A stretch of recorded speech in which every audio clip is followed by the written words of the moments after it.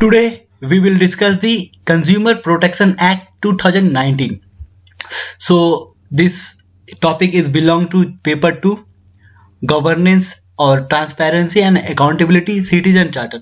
सो अगर consumer protection act की बात करें तो प्रीलिम्स लेवल में हम क्या देखेंगे, इसके फीचर देखेंगे क्या क्या फीचर्स है, और मेंस लेवल के लिए क्या देखेंगे, जो लेगिस्लेशन हुआ है इंडिया के कंटेक्स्ट में क्या ये कितना बेटर है. अगर मेंस के पर्सपेक्टिव से देखें तो ये सिविल डेली लाइफ का एक क्वेश्चन है. Compare and contrast the consumer protection act 1986 with consumer protection bill 2018.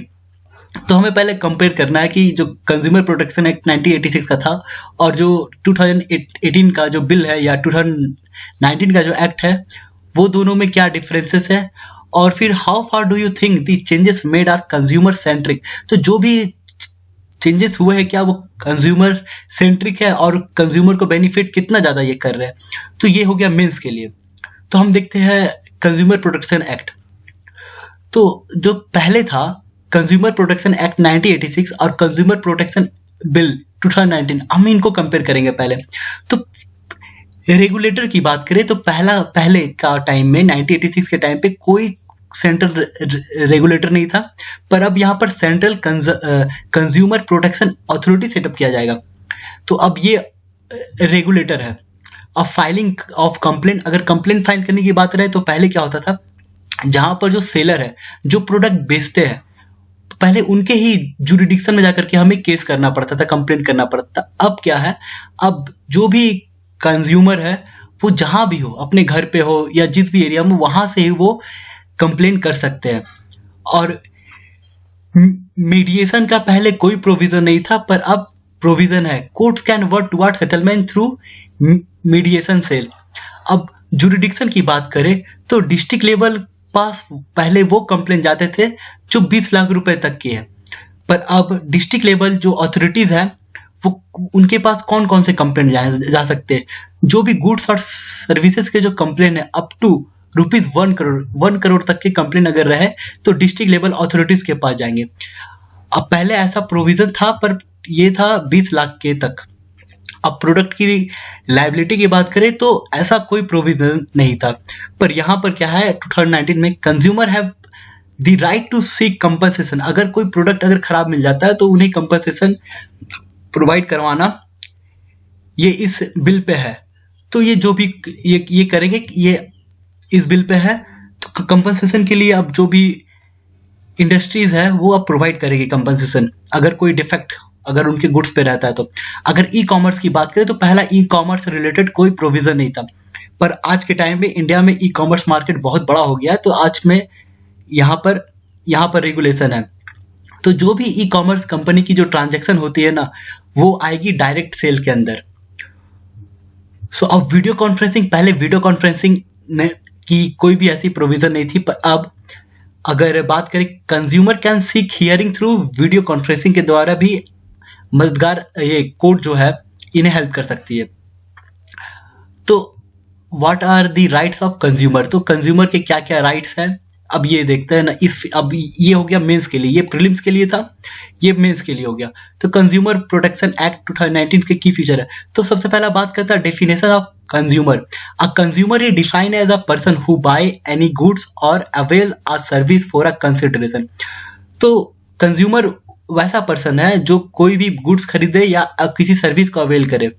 तो it does not include a person who obtain good for, हाँ तो इस पे वैसे पर्सन इंक्लूड नहीं होते जो गुड्स को खरीद करके फिर से बेचे, और अ गुड्स और सर्विस फॉर कमर्शियल पर्पस. तो ऐसे आइटम्स को हम कंज्यूमर के कैटेगरी पे डेफिनेशन पे नहीं रखेंगे. और ये कवर करता है transaction through all modes of including offline online through electronic mix, tele shopping, multi level marketing और डायरेक्ट सेलिंग.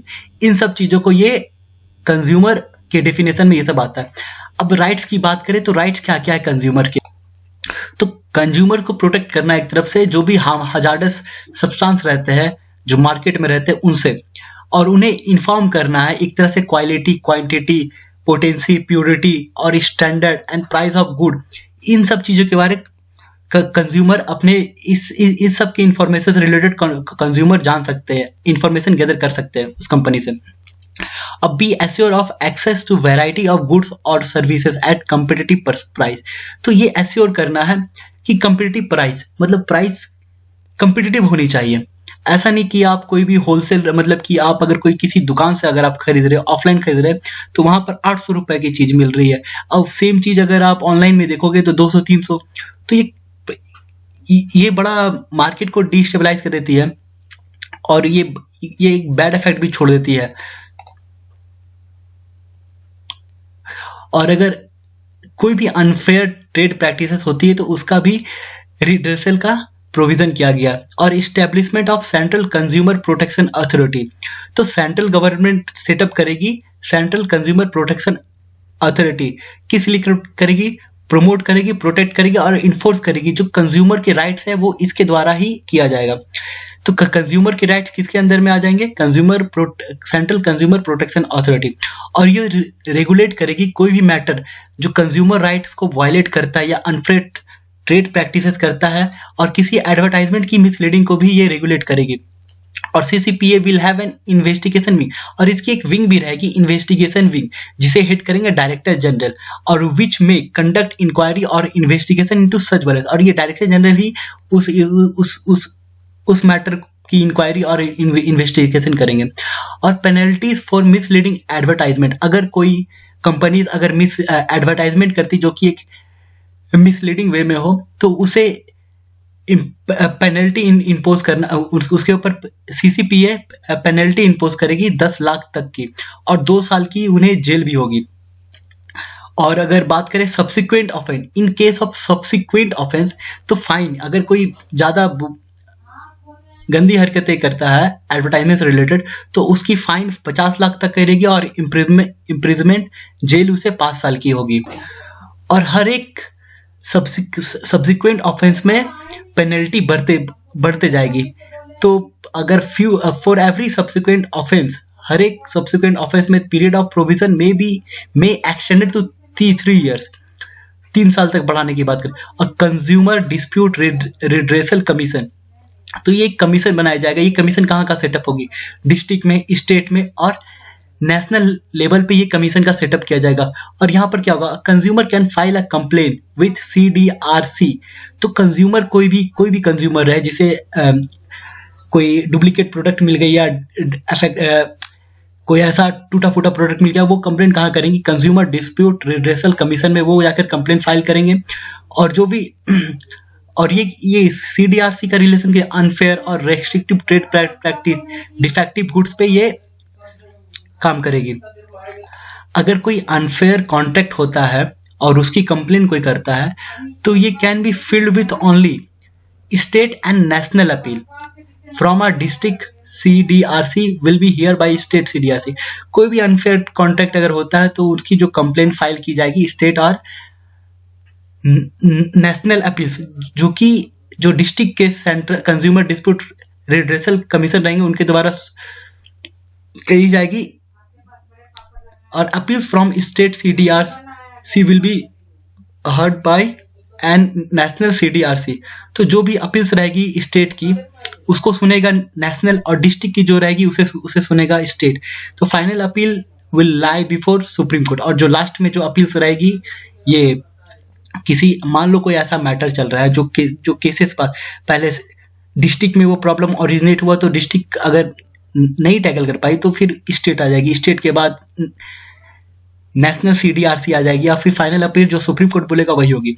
फिर जुरिडिक्शन क्या है CDRC की? तो district CDRC will entertain complaint where value of goods and service does not exceed 1 crore. ये हमने देखा district CDRC का कहां तक ये अपनी इसकी पावर 1 करोड़ तक की है। 10 करोड़ में स्टेट इंटरफेन करेगी, स्टेट CDRC, और 10 करोड़ के ऊपर की रहे तो फिर national consumer dispute redressal commission आएगी। अब प्रोडक्ट की लायबिलिटी, अगर इंजरी रहता है या कोई डिफेक्टिव प्रोडक्ट रहता है तो उस पर कंपनसेशन की प्रावधान की गई है। To claim compensation, a consumer has to prove any of the condition for defect or deficiency as given in this act. So अगर कैसी प्रोडक्ट, सर्विस प्रोवाइडर और seller to compensate a consumer for any harm और injury caused by a defective goods और deficient service. तो product की liability भी होनी चाहिए। अगर लायबिलिटी नहीं होती है, अगर प्रोडक्ट डिफेक्टिव निकलती है, उससे हार्म होता है, तो फिर कंपनी को कंपनसेशन प्रोवाइड करना पड़ेगा। तो ये था हमारा कंज्यूमर प्रोटेक्शन एक्ट। हमारे लिए यूपीएससी के लिए हर एक एक्ट बहुत इंपॉर्टेंट है, क्योंकि हर एक एक्ट जब भी देखोगे आप मेंस के क्वेश्चन में एक एक्ट से रिलेटेड क्वेश्चन आते ही आते हैं, और प्रीलिम्स में तो चांस ही ज्यादा रहता है, किसी भी एक्ट से कभी भी क्वेश्चन पूछ सकते हैं। So thank you.